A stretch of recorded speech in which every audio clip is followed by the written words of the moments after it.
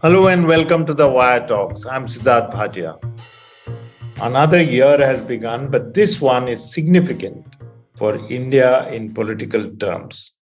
It is the last year before another general election, and that is when political parties ramp up their outreach to the voters with new strategies and tactics. This is the year opposition parties have to try and achieve some kind of unity and cohesion.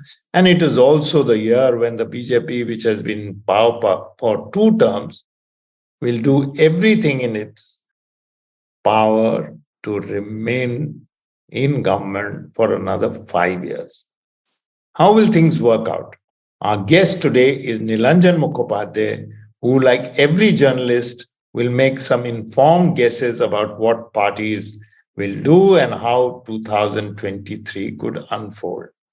Nilanjan, who calls himself an accidental journalist, has been practicing the profession for 4 decades and has also written several significant books, one on the Ayodhya demolition of the Babri Masjid, a biography of Narendra Modi, one on the RSS, and another on the trauma of Sikhs who were victims of the 1984 riots.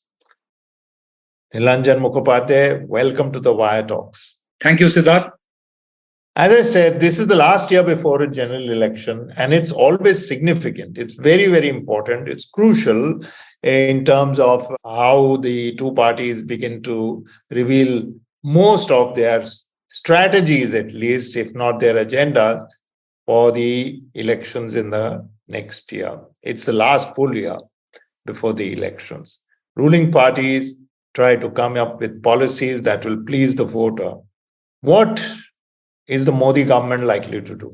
I think the Modi government is going to continue on the same narrative which it has been pursuing for the last several years since it came to power in 2014, which is to further deepen the politics of Hindutva, increase its majoritarian footprint. Those are the issues which it is going to emphasize on. It is going to also talk about a certain amount of welfareism, which it has been practicing for the last several years. Right after 2014, when Mr. Modi became Prime Minister, quite contrary to expectations of the market pundits who were actually very excited about Mr. Modi being the Hindu Margaret Thatcher, people like me had warned that he is actually going to talk in very egalitarian terms. His language, his vocabulary is going to be very poor, even if it is really not going to be. So what has happened is in the last 8.5 years that we have seen that Mr. Modi has emphasized on every aspect of Hindutva politics while also providing a semblance of taking care of the poor, giving welfare, running welfare schemes, and then decrying the critics who point out a majoritarian agenda, saying that our welfare schemes are not discriminating on the basis of religious identity. I remember one point which a very important person within the present regime told me, that we do not look at the identity card or the name of anybody or the surname before deciding whether that person will get a free gas cylinder connection or not. So why do you say that we are a majoritarian government? Why that we are anti-minority? Anyway, that apart, so 2023, I think, is going to go in the BJP going whole hog in devising and unfolding its entire plan to retain power in 2014. At the moment, I must just say that it is the only party which has a clear plan, not just for 2024, but also for 2025 and maybe even beyond that. The other parties, its adversaries, are still struggling to find a narrative to counter the BJP's strategy over the last few years. So that's a very, very good overview, and it explains where the BJP could likely further continue its narrative, as you said. But still, what are the challenges it will face in terms of not just impressing the voter, but structurally changing things? I mean, unemployment is not going to drastically improve in a year. Secondly, some welfare schemes have been folded into other schemes, and therefore, there's no expansion in those terms.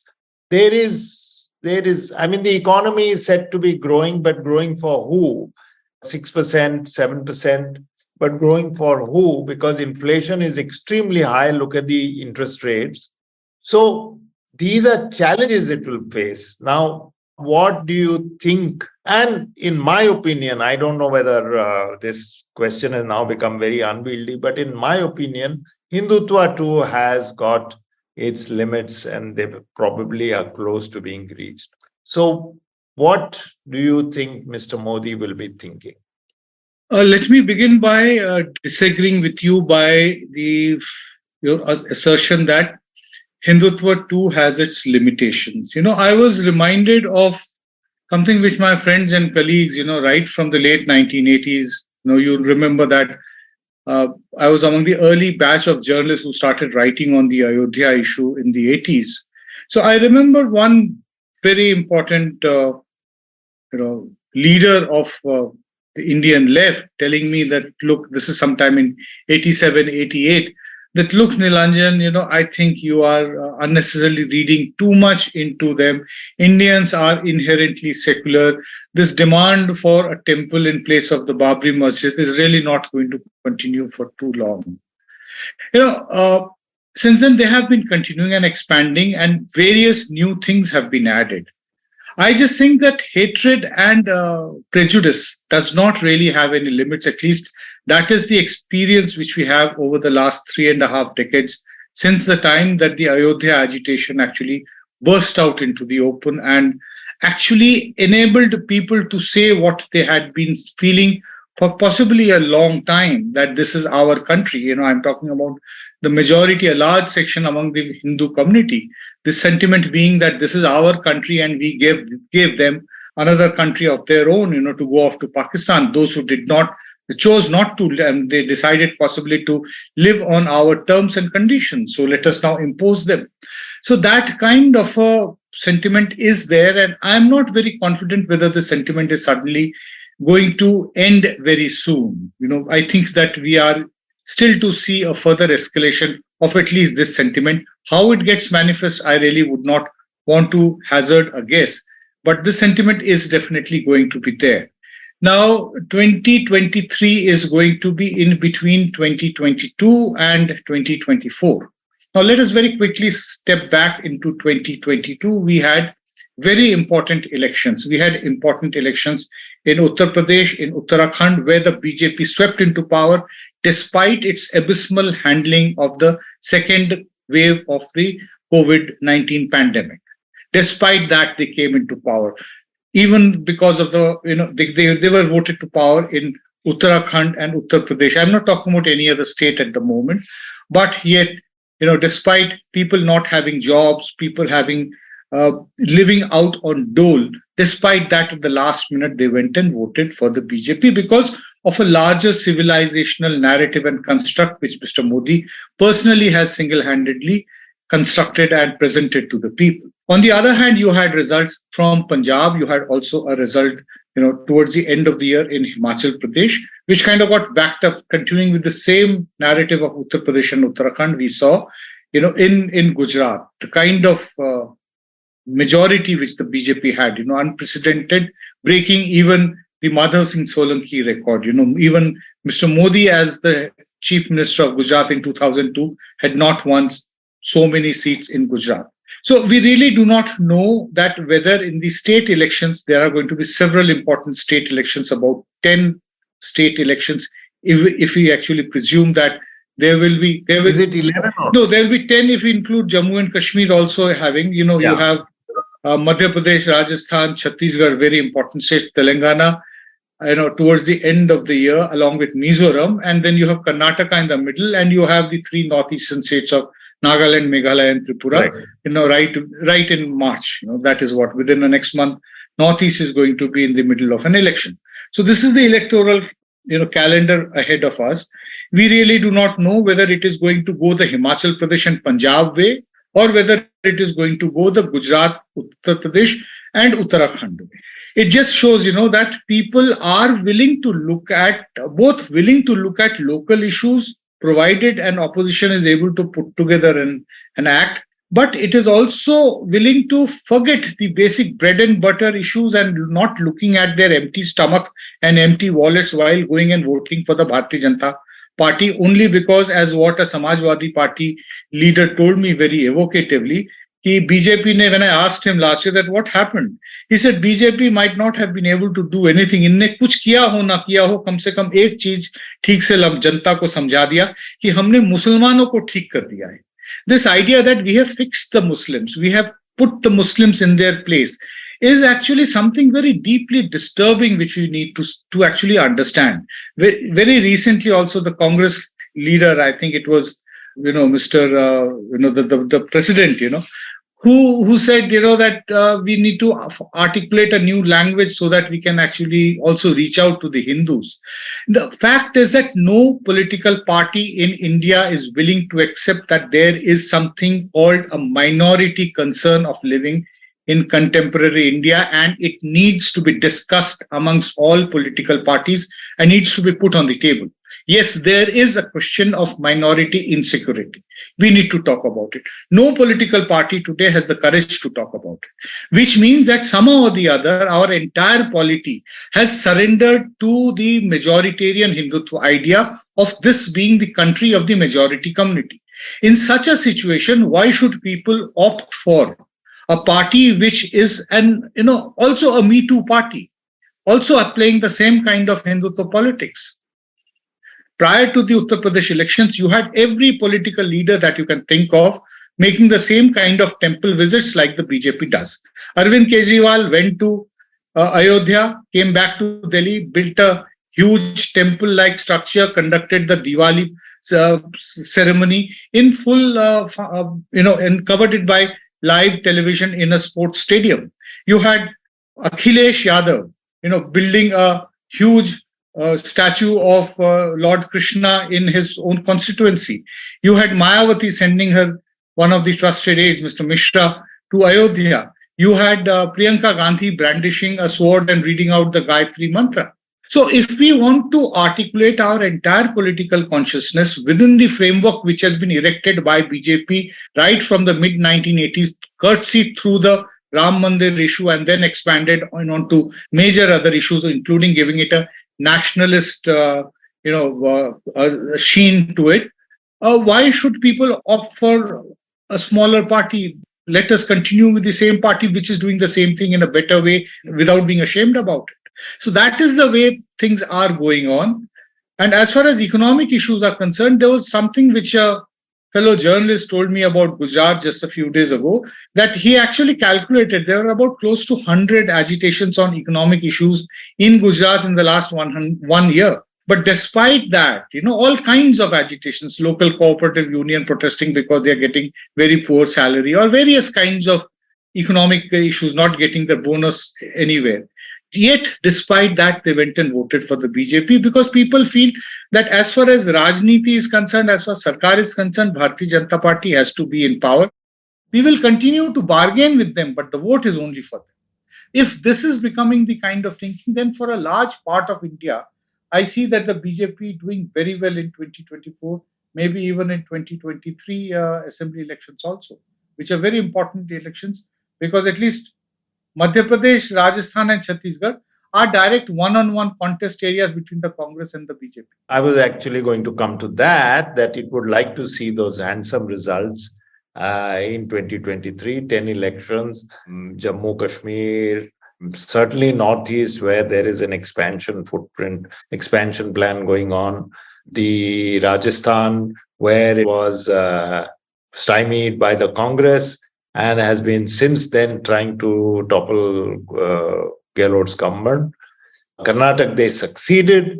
Madhya Pradesh, they succeeded because both these governments are consisting of, they happened after toppling and some walkovers. Chhattisgarh, definitely. So these are not easy contests. These are not. So yes, it will probably do well, but these are in none of these states has so far, including in Maharashtra, by the way, has the BJP ever won the kind of victory it has won in Gujarat or Uttar Pradesh.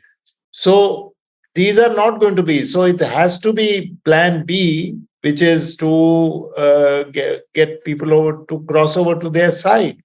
So that may or may not happen. What is the result in these four states, at least, that the BJP would like to see? I mean, stating the obvious is, of course, they like to, form the government. But what is the result it would like to see, and what is the possible realistic result? It would definitely like to see itself coming back to power in Madhya Pradesh, Chhattisgarh, and Rajasthan, Rajasthan. perhaps. Yeah, and Rajasthan. These are the three states where it lost in 2018. Now, India being a country of cyclical elections, 2023 in many ways is also very similar to what 2018 was. Now, in 2018, if you remember, in the winter of 2018, the BJP lost power in Madhya Pradesh, it lost power in Rajasthan and in Chhattisgarh. And Telangana, where KCR had advanced the elections, he stormed back to power. Despite that, and at that point, there were a large number of people who were actually feeling that the BJP is really going to struggle to come back to power in 2019. In fact, if you go back to the early years of 2019, you will say that till the time Pulwama happened, BJP's victory was not being taken for granted by anybody, especially people like us. I remember having written, several articles at that point, pointing out how the BJP had struggled right from the time of the Gujarat elections in 2017, when for the first time since the mid 1990s, the BJP's total tally fell below 100. It could barely squeak through and get a majority in Gujarat in December 2017. In all by elections that happened in 2018, the BJP did not do well. And if Pulwama and Balakot had not happened, maybe 2019's election could have been different. I'm not saying that the BJP would not have still been the single largest party, but just imagine a situation where the BJP, instead of what it had at that time, something around 280 odd of its own, if that number had come down to 220, how easy would have been for the BJP to form a government with Mr. Narendra Modi as the Prime Minister once again? So, having reminded people of that, at the moment, 2023, we are there, and this is not the time where I can say that 2023 is resembling 2018. It is not. The BJP has not suffered the kind of setbacks which it did in 2017. It has, really had a landslide, super landslide victory in Gujarat, and this is what it would like to build on. Having said that, the reports that we are getting, I do not think that the BJP is going to find it very easy to come back to power in Madhya Pradesh. Mind you, last time it had lost there.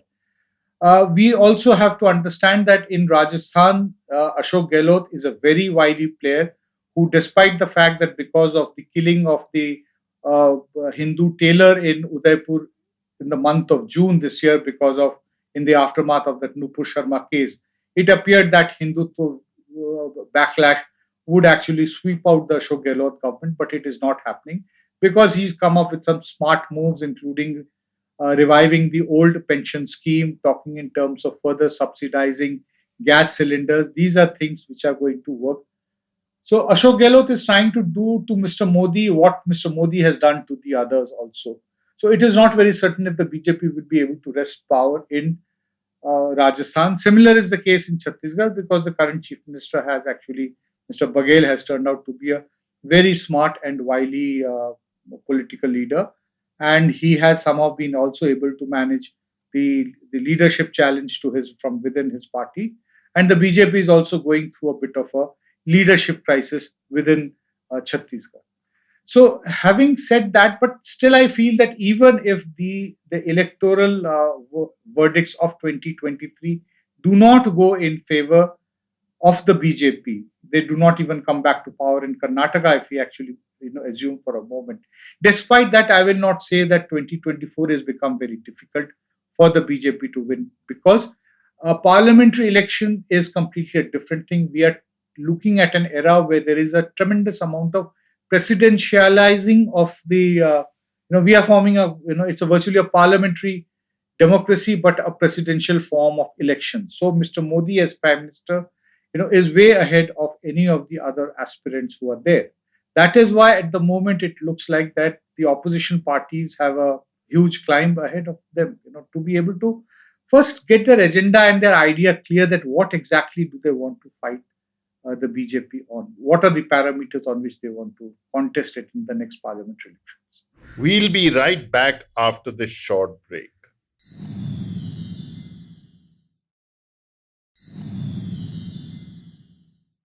Welcome back to the Wire Talks. Which brings me, smoothly to the next question.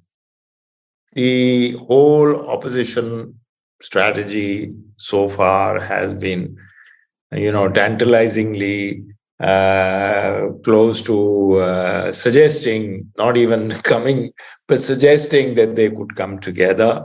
There have been one or two meetings, and then nothing happening after a long time. With Rahul Gandhi's Bharat Jodo Yatra, he is once again a significant player, never mind the state of his party. So they will feel a little energized by that. There is the usual other players, Mamata Banerjee, why not KCR, and so on and so forth. So what do you think the opposition parties will now have to seriously think about, and what do you think they will eventually do? I do not know what they will do, but I know that if the BJP has to be defeated, what they need to do. They need to ensure that there are one-on-one direct contests in 543 Lok Sabha seats. One opposition candidate against the BJP. That kind has to be achieved. Look at what happened in Gujarat. You had the Aam Aadmi Party and the Congress splitting up votes to a great extent, enabling the BJP to get the kind of tally that it eventually came up with. How does one prevent that? It is going to be very difficult because no opposition leader is willing to be accommodative. You're finding that in Uttar Pradesh, Jayant Chaudhary and Akhilesh Yadav do not want the Congress to make any kind of an inroad there. You have Mayawati on a different, completely on a different tangent. Everywhere in state after state, in West Bengal, for instance, you have the left and the Trinamool Congress on the the opposite sides of the battle. They're completely at each other's throats. In a situation like that, I do not know that to what extent it would be possible to set up one-to-one direct contest in all the 543 seats. So, given the fact that that is not possible, then to what extent can they ensure that there is a one-to-one contest? Is it possible in Bihar? Certainly, it is going to be possible in Bihar because Nitish Kumar, Tejasvi Yadav, and the Congress, they are virtually together at the moment.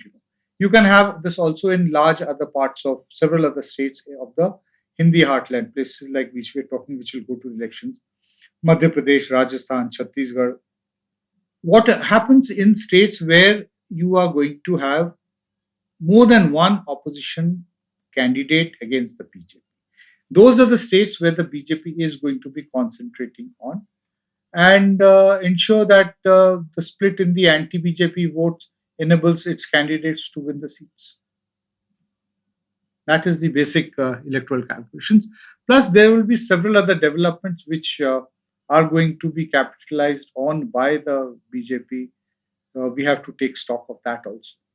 So as always, the opposition parties prefer to hang separately than to hang together and bring some kind of sense in their strategy. So a united front is really a tall order. That means, is that what you're saying quickly? No, I'm saying that yes, a united front is really a tall order, but I think UP, it is essential for the entire opposition to get together, get to sit down with leaders like Akhilesh Yadav and actually speak to them and see that how it can be done.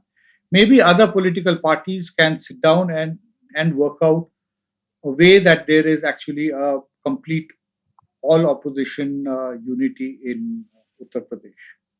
Because till the time the BJP does not lose a significant number of seats from Uttar Pradesh, it is going to be very difficult for the opposition to keep the BJP's numbers to a level where they cannot form the next government. Nilanjan, you've written a book on Mr. Modi. You were among the That's right. Ones who try to read his mind. Reading his mind, how do you think he's going to, what would he be thinking when faced with this situation? Because I think, let's be a little frank here, everyone gives a lot of credit to Amit Shah, and no doubt he does a lot of operational things, but it is Mr. Modi's acumen, political acumen in understanding the lay of the land far better than anybody else and acting on it. So what do you think he would be thinking faced with this coming situation?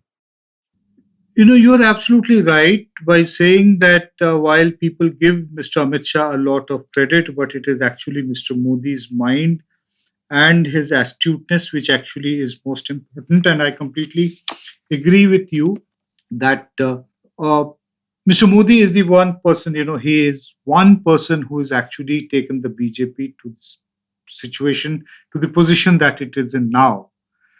Prior to 2014, all those who had written and used to cover the Bharatiya Janata Party right from the 1980s, it was a party which was actually, very commonly talked about phrases were collective leadership, a party which had charcha in its meetings, deliberations. Now this party no longer talks about collective leadership. It is just follow one leader, and everything originates only from one person. It might not be things are decided at the top level by Mr. Modi and then implemented by the party. So that is the way it is going on.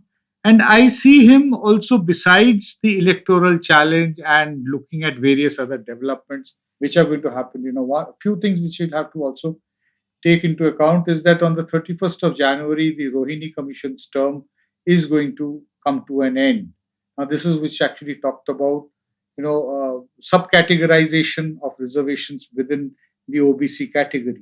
So, is the report going to come within the next 20 odd days, or is the commission going to get another extension? In either way, I think that a report is going to come, and then an implementation of the report is likely to happen in 2023, which will have a great bearing in further beefing up and shoring up the BJP's electoral mass base which it has created.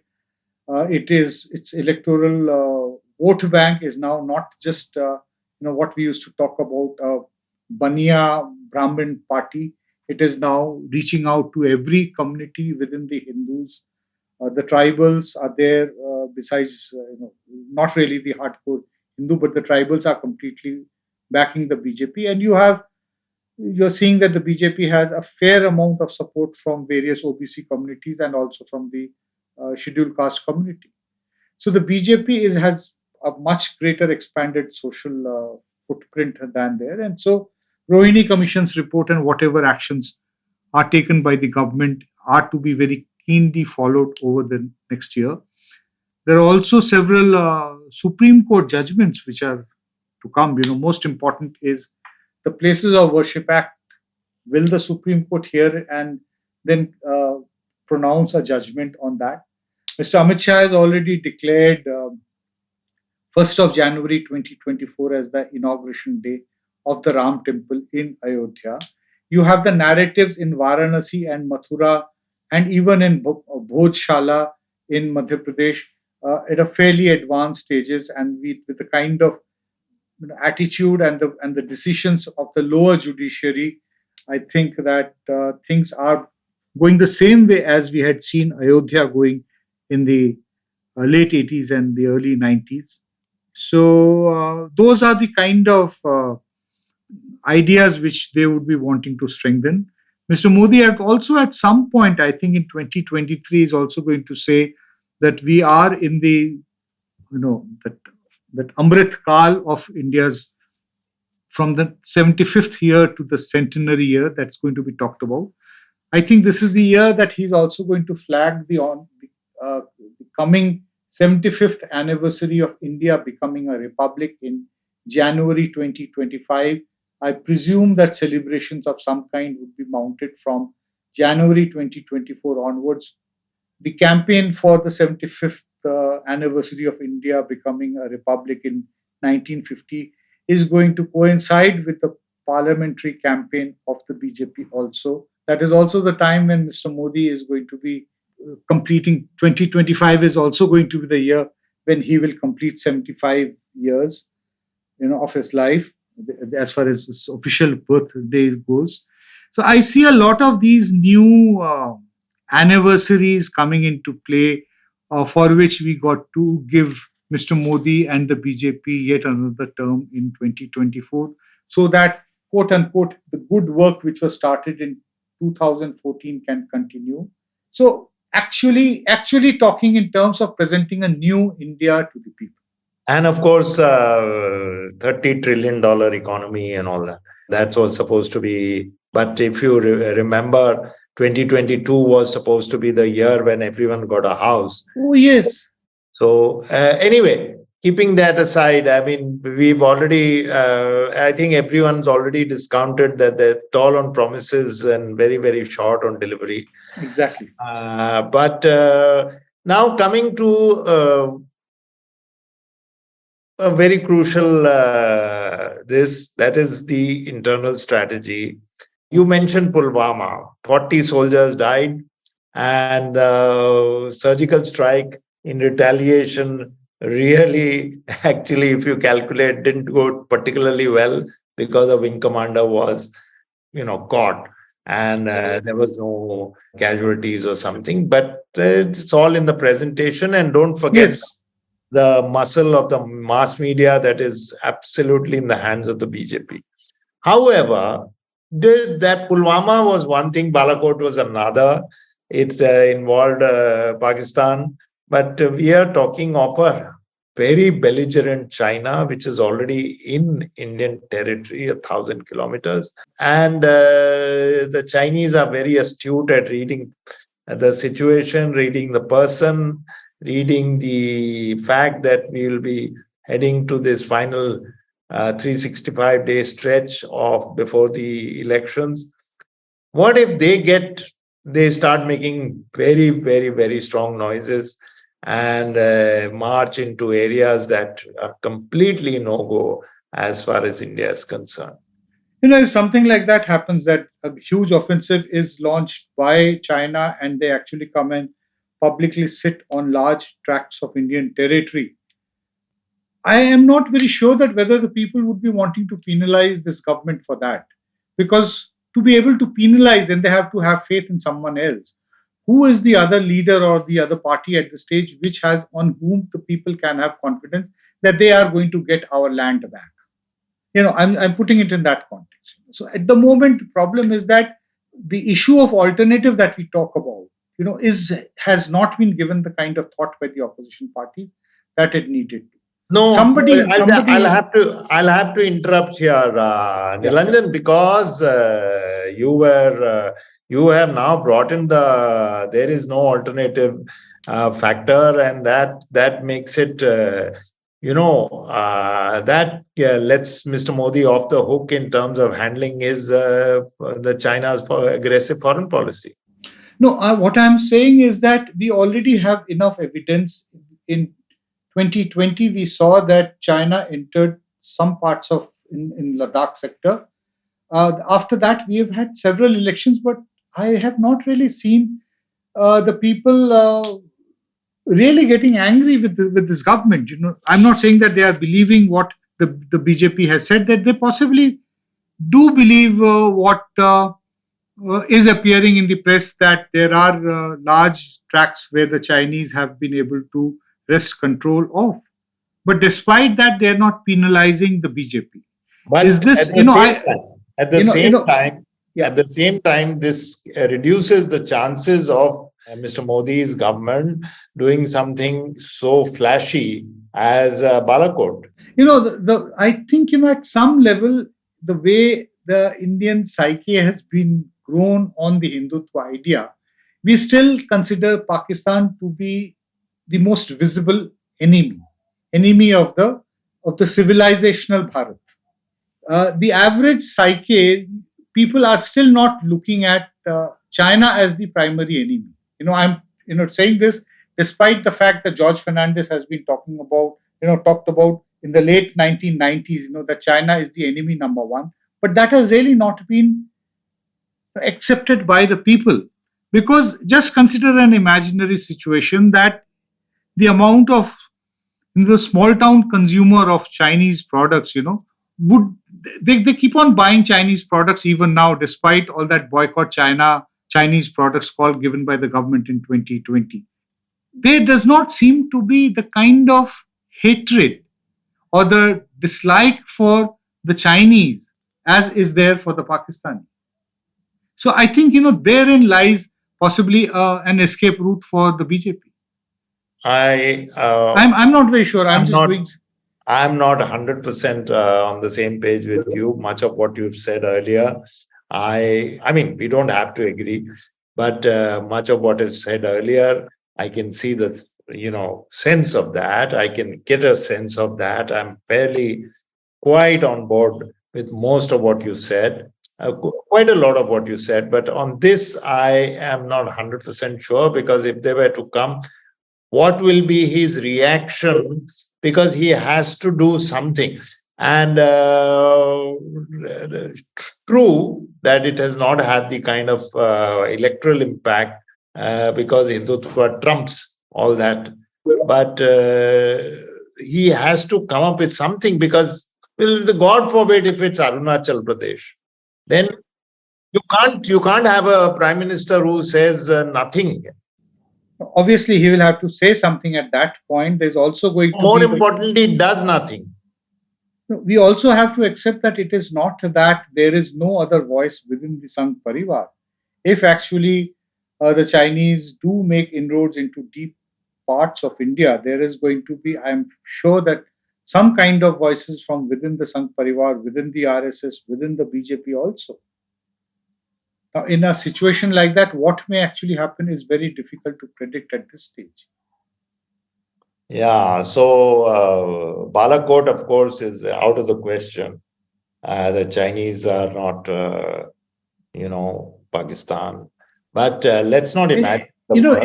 In fact, there are three things, which from the present situation, if they go completely out of control, as a what can completely stop the BJP bandwagon. One is COVID. The other is COVID. Despite all that, and people saying that this was after all in our fate, that this is God's wrath. What could any government wouldn't have been able to prevent it? But despite all this, if things go really bad on the COVID front or on the China front, or even on economy, worse than where we are at the moment, we can go to a worse situation where we are limping along at the moment. Those are the three things which can actually completely upset the apple cart of Mr. Modi and the BJP. Yeah. So in sum, if I were to, I mean, I was just drawing a really worst case scenario as far as China was concerned at the end. It was meant to kind of provoke some thinking on our part. But in the end, politically speaking, it's advantage BJP, would you say? Politically, it is advantage BJP because it can readily deepen the Hindutva idea. Till the time the Hindutva idea is not fundamentally and principally contested by the opposition parties, the BJP will further entrench itself within the Indian political system. I think it's going to be a very, very interesting year. It's going to be a year when we will see, because, this was the Tina factor was what kept the Congress going for several years towards the latter half of its rule. You know what happened in 67. And then after that, the Congress had to to each time fight, except that Mrs. Gandhi 1971 broke away and then she came back with renewed energy. So, but it had to struggle. And before that also, there was signs of wear and tear. I don't do away with that thought. Let's not forget what happened in the 90s. There were several, one after the other, short-lived coalition governments. That's right. I'm not a great believer in TINA because I always say this is a country of 1.4 billion people and alternatives will come up. You never know, some mishmash may come up.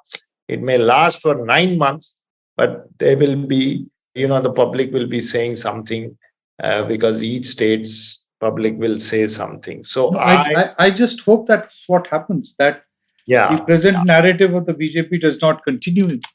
Yeah. So, and by the way, this coalition governments look unstable, etc., but they are an expression of your country's democracy and your voice.